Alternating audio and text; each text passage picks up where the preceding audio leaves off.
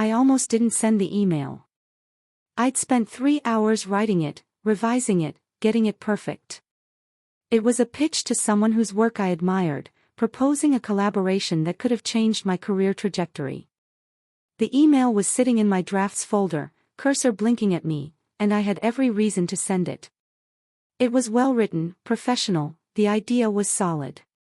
But I kept finding reasons to wait. Maybe I should wait until Monday. Mondays are better for this kind of thing. Maybe I should revise it one more time, make sure it's absolutely perfect. Maybe I should wait until I had more to show, more credentials, more proof that I was worth this person's time. I had a whole list of very reasonable, very logical reasons why now wasn't quite the right moment to send this email. And then, sitting there at my computer, I had this flash of painful clarity. I wasn't waiting for the right time. There was no right time. I was just scared. Terrified, actually.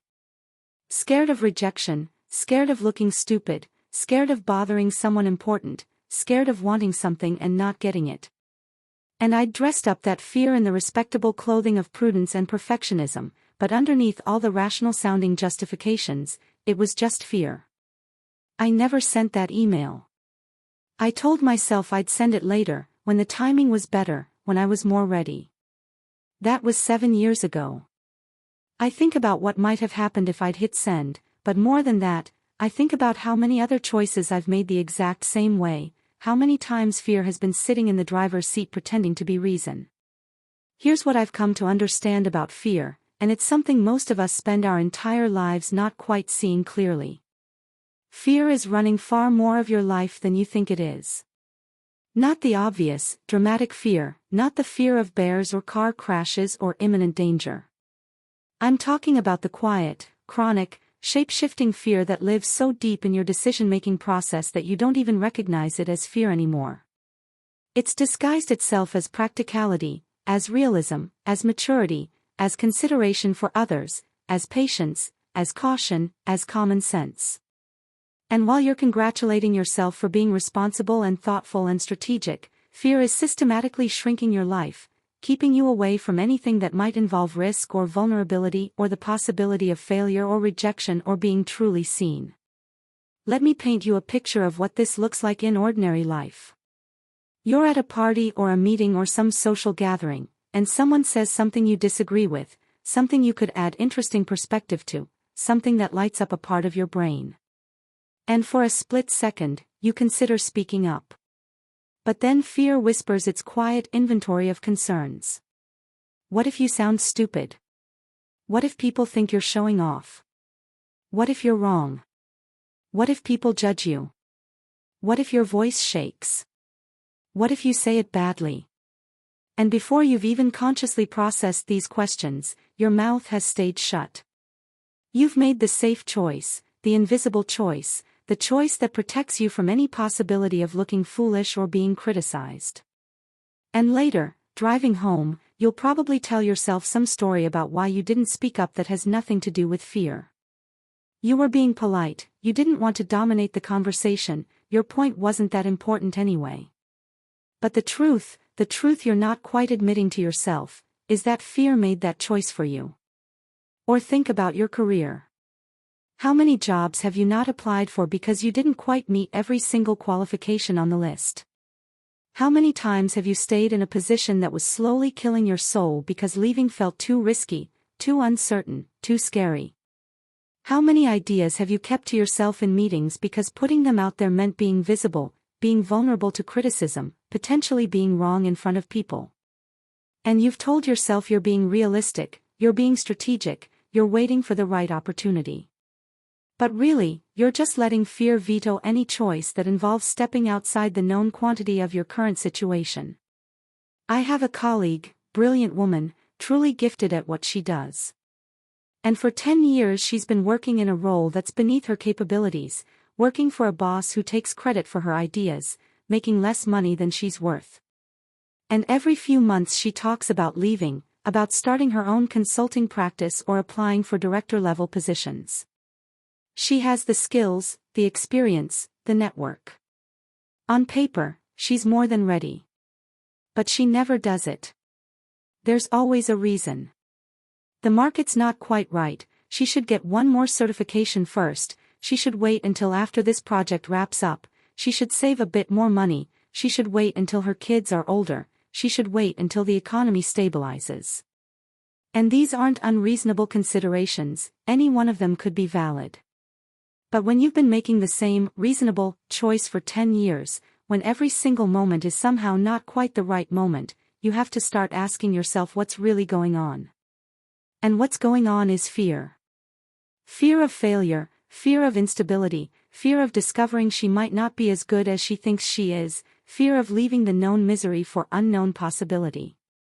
Here's the thing about fear that makes it so insidious. It's a brilliant storyteller.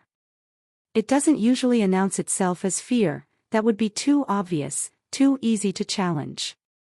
Instead, it wraps itself in narratives that sound completely reasonable. It sounds like planning, like wisdom, like learning from past mistakes, like being responsible. It sounds like protecting yourself, protecting others, being realistic about your limitations. And these narratives are convincing precisely because they contain elements of truth. Sometimes caution is wise. Sometimes waiting is strategic. Sometimes considering risks is prudent. But fear hijacks these legitimate considerations and turns them into permanent barriers, into reasons why you should never try, never risk, never step into uncertainty. Let me tell you about the different disguises fear wears, because I think recognizing them is the first step to stopping fear from running your life. There's fear disguised as perfectionism. You can't start the project until you have the perfect plan, the perfect setup, the perfect skills. You can't publish the writing until it's absolutely flawless. You can't launch the business until every single detail is worked out. Perfectionism sounds like high standards, but often it's just fear of being judged, fear of putting something imperfect into the world and being criticized for it. So you never finish, never ship, never put yourself out there, and you tell yourself it's because you care about quality when really it's because you're terrified of being seen as less than perfect. There's fear disguised as humility. You don't want to seem arrogant or pushy, so you downplay your accomplishments, don't advocate for yourself, don't put yourself forward for opportunities. You tell yourself you're being modest, being considerate, letting your work speak for itself. But underneath, you're scared of being visible, scared of claiming your worth, scared of the responsibility and exposure that comes with success. So you hide behind false humility while secretly resenting that others don't recognize your value, never admitting that you've been working very hard to make sure they don't see it. There's fear disguised as consideration for others. You can't pursue your dream because it would be selfish, because other people depend on you, because it might inconvenience or disappoint people you care about. And yes, sometimes we do need to consider others' needs, but fear uses this as a convenient excuse to never prioritize yourself, never take up space, never risk the disapproval that might come from choosing yourself for once. You're not actually being considerate, you're using other people's potential reactions as a shield against your own fear of stepping into your power. There's fear disguised as realism. You tell yourself you're just being practical, facing facts, understanding limitations. The market's tough, you don't have the right connections, you're too old or too young or too inexperienced or too this or too that. And again, yes, constraints exist, reality exists. But fear takes real constraints and inflates them into insurmountable barriers. It focuses obsessively on every reason something might not work while ignoring all the evidence that it could. It confuses being realistic with being pessimistic, confuses facing challenges with preemptively surrendering to them.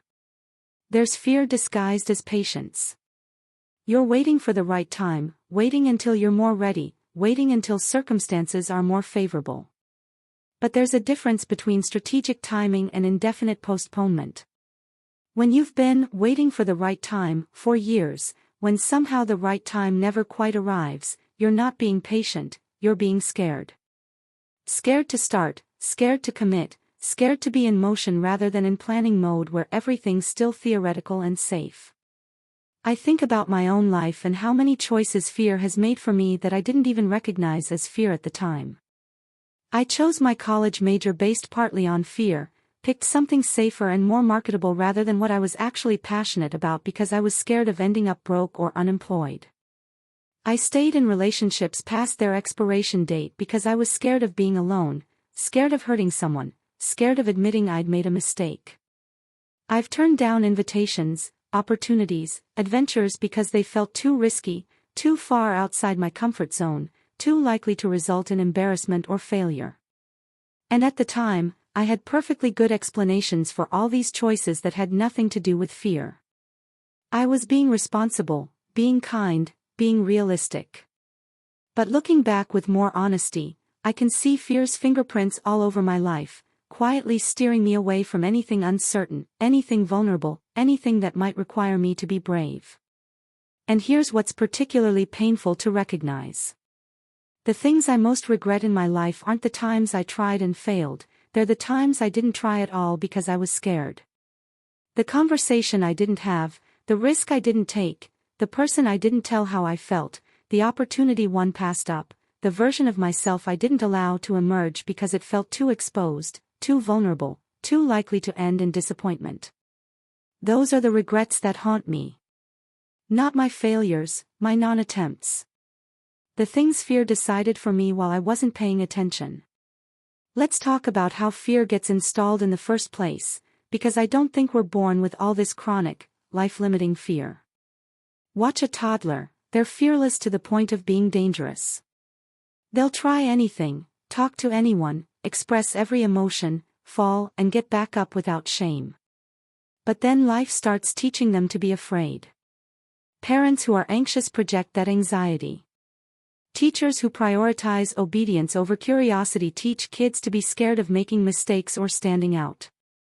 Peers who mock and exclude teach the fear of being different, being visible, being vulnerable.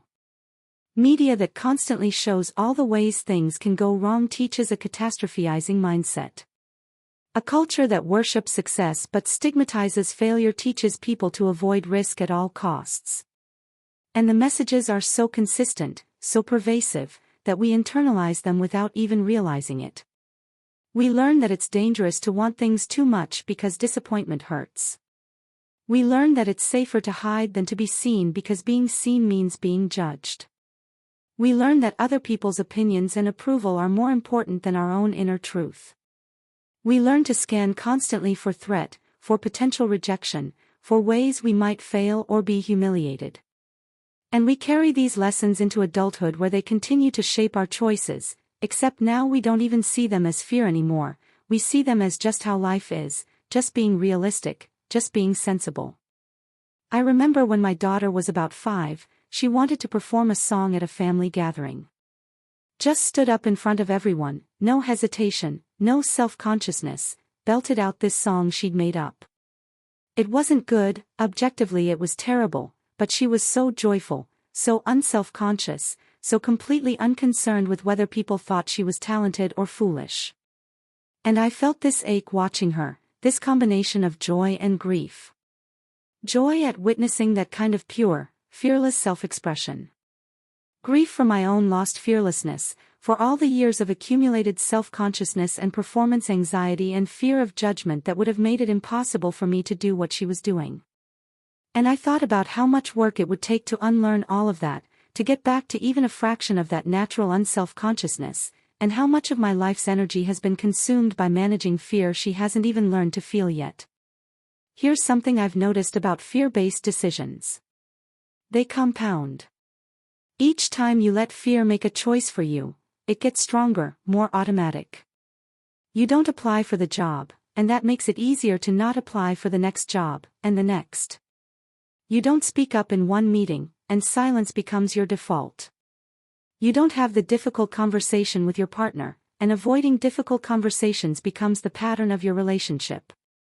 Fear builds on itself, creates neural pathways, becomes habit. And before you know it, you're living an entire life shaped by accumulated fear-based choices, and you can't even remember what it felt like to choose based on desire or curiosity or authentic preference rather than on minimizing risk and avoiding discomfort. And the cruel irony is that fear, in trying to protect you, often creates exactly the outcomes it was trying to prevent. You're scared of rejection, so you never put yourself out there, and you end up lonely and disconnected. You're scared of failure, so you never try, and you end up with the failure of a life unlived. You're scared of being judged, so you hide yourself, and you end up invisible and unknown. Fear promises safety but delivers diminishment.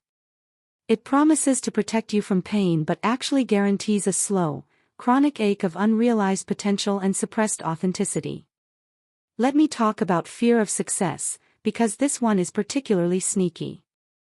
We talk a lot about fear of failure, but fear of success is just as limiting and often harder to recognize. Success means visibility, means responsibility, means you can no longer hide behind excuses or mediocrity. Success means potentially outgrowing relationships, means people expecting more from you, means being exposed to criticism from a larger audience. Success means you can't blame circumstances anymore if you're unhappy because you've achieved what you said you wanted. So people sabotage themselves right at the edge of breakthrough. They procrastinate, they get sick, they create drama, they make inexplicable choices that undermine their own progress. And they don't recognize it as fear of success, they just think they're unlucky or self-destructive or that success isn't meant for them. But underneath, they're terrified of what success would demand of them, and fear is quietly steering them away from it. I had a writing teacher once who told me something that changed how I saw this whole dynamic. She said, "Every time you sit down to write, you make a choice between serving the work or serving your fear. Fear wants you to write something safe, something that won't be criticized, something that won't expose you. The work wants you to write the truth, even when it's uncomfortable, even when it's vulnerable, even when you're scared of how people will react. And you can tell which one you're serving by how you feel. When you're serving fear, you feel tight and anxious and constantly second-guessing. When you're serving the work, you feel scared too, but it's a different kind of scared. It's the fear that comes with doing something that matters, not the fear that comes with trying to avoid everything that could go wrong. That distinction has stayed with me. There's a difference between the fear that warns you away from genuine danger and the fear that warns you away from anything that matters, anything real, anything vulnerable. One is protective, the other is imprisoning. And learning to tell the difference, learning to recognize when fear is actually keeping you safe versus when it's just keeping you small, that's maybe the most important skill you can develop. So how do you do that? How do you start to see fear's influence clearly enough to make different choices? I think it starts with getting honest about your motivations. When you're about to make a decision, any decision, pause and ask yourself, am I choosing towards something I want, or am I choosing away from something I'm scared of? Am I being pulled forward by desire and curiosity and values, or am I being pushed around by fear of judgment, rejection, failure, discomfort? And be specific. Don't just say you're being practical. Ask what specifically you're worried will happen if you make the other choice. Name the fear. Give it substance. Because once you name it, once you see it clearly, it loses some of its power to control you unconsciously. I started doing this a few years ago, and it was shocking how many of my choices were fear-based when I actually examined them honestly. I was choosing restaurants based on fear of trying something new that I might not like. I was choosing conversation topics based on fear of saying something controversial that might create conflict. I was choosing how to spend my weekends based on fear of disappointing people who expected me to be available.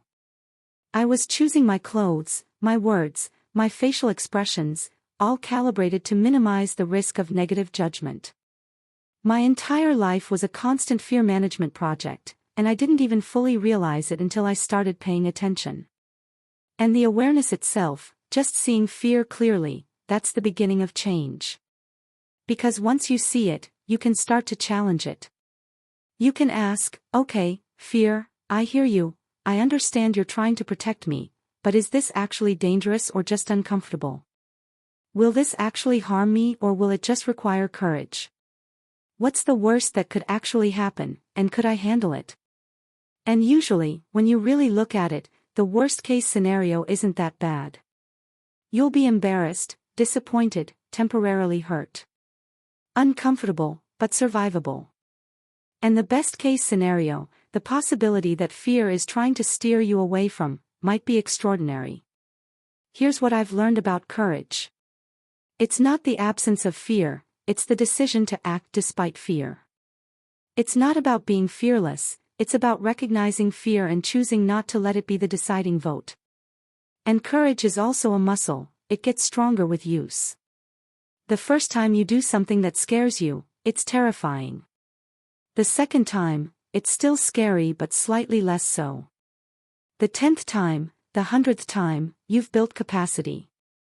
You've proven to yourself that you can feel fear and survive, that the world doesn't end when you take risks, that you're more resilient than fear gives you credit for. I think about the times I've been most proud of myself, most alive, most authentically me, and there are always times when I did something despite being scared. Having the difficult conversation, taking the professional risk, being vulnerable with someone, putting work out into the world, standing up for something I believed in even when it cost me approval. Those moments didn't feel comfortable, didn't feel safe, but they felt real. They felt like I was actually living instead of just hiding. And I think about the alternative, about living a life where fear makes all the calls. Where you play it safe always, avoid all risk, never be vulnerable, never try anything that might not work, never be fully seen. That's not safety, that's a prison. You might avoid some pain, some embarrassment, some failure. But you also avoid growth, joy, connection, meaning, the possibility of anything genuinely fulfilling. You end up at the end of your life with a lot of what-ifs and a deep ache for the person you never allowed yourself to be.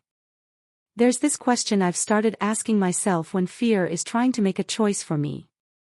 I imagine myself at 80, 90, looking back at this moment. What will I wish I'd done? Will I wish I'd played it safe, or will I wish I'd been braver? Will I regret trying and failing, or not trying at all?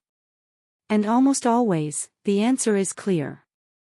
Future me would present me to take the risk, to be brave, to choose based on what matters rather than on what's scary. Future me would be grateful for the courage even if the outcome wasn't perfect. Future me would regret the non-attempts far more than the failures. Let me tell you what life starts to look like when you stop letting fear quietly decide everything. You start having more moments of aliveness, of presence, of authentic connection. You say the thing you're thinking, and sometimes it lands perfectly and sometimes it doesn't, but at least you said it, at least you were real. You take the risk, and sometimes it works out and sometimes it doesn't, but at least you tried, at least you're in motion rather than frozen. You're vulnerable with people, and sometimes they meet that vulnerability with care and sometimes they don't, but at least you gave them a chance to actually know you. Your life starts to feel more like yours, less like a carefully constructed defense against all possible harm. And you still feel fear, that doesn't go away, but it's not in charge anymore. It's information, it's a voice in the room, but it's not the only voice and it doesn't get veto power. You can acknowledge fear, thank it for trying to protect you, and then make a different choice. You can say, I hear you, fear, I know you're scared this will hurt, and I'm going to do it anyway because it matters to me, because I'm choosing courage, because I refuse to let you shrink my life any further. This isn't easy, I want to be clear about that. Unlearning a lifetime of fear-based decision-making is hard work. You'll backslide, you'll have moments where fear takes over before you even notice it's happening, you'll make the safe choice and only realize afterward that fear made it for you. But each time you catch it, each time you see fear operating and consciously choose differently, you're rewiring your brain, changing patterns, building new default modes. You're teaching yourself that you can tolerate discomfort, that you're more capable than fear believes, that the world is safer and more forgiving than fear has told you. And I want to say something about failure, because fear of failure is maybe the most common flavor of fear that runs people's lives. Here's what I wish I'd understood earlier. Failure isn't the opposite of success, it's part of success. Everyone who's ever done anything worthwhile has failed repeatedly along the way. Failure is information, it's learning, it's course correction. It's only catastrophic if you've staked your entire self-worth on never failing, if you've let fear convince you that one failure means you're worthless. But if you can separate your worth from your outcomes, if you can see failure as inevitable and survivable rather than unthinkable, it loses its power to paralyze you. I've failed at so many things. Relationships, projects, goals, choices. And yes, it hurt, sometimes it hurt terribly. But I survived all of it. And I learned from it. And some of my failures led to unexpected opportunities, redirections that ended up being better than my original plan. And some of them were just painful lessons that made me wiser, more resilient, more compassionate toward myself and others. None of them destroyed me, which is what fear always insisted would happen. Fear lied. It lied about how catastrophic failure would be, how incapable I'd be of handling it, how permanent the consequences would be. And every time I fail and survive, I trust fear a little bit less. So where does this leave us, here in our ordinary lives where fear is constantly whispering its inventory of warnings and worst-case scenarios? It leaves us with a choice we make 100 times a day, often without realizing we're making it. Do we let fear decide, or do we decide? Do we let fear veto anything uncertain, anything vulnerable, anything that might not work out perfectly, or do we acknowledge fear and choose based on what we actually value, what we actually want, who we actually want to be? Because fear will always be there, that's not going away. It's part of being human, part of having a brain that evolved to keep you alive in dangerous environments. But most of us aren't in actually dangerous environments anymore, we're in psychologically complex ones where the threats aren't to our physical survival but to our ego, our comfort, our sense of certainty. And fear hasn't adapted, it treats potential embarrassment like a predator attack, treats uncertainty like mortal danger, treats vulnerability like a life-threatening risk. It's trying to protect you using tools that are wildly miscalibrated for modern life.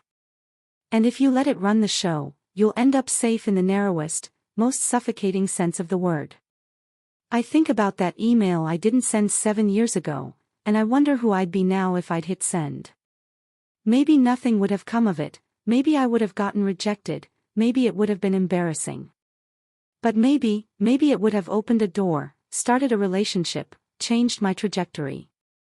I'll never know, because fear made the choice for me while I was busy pretending I was just being strategic.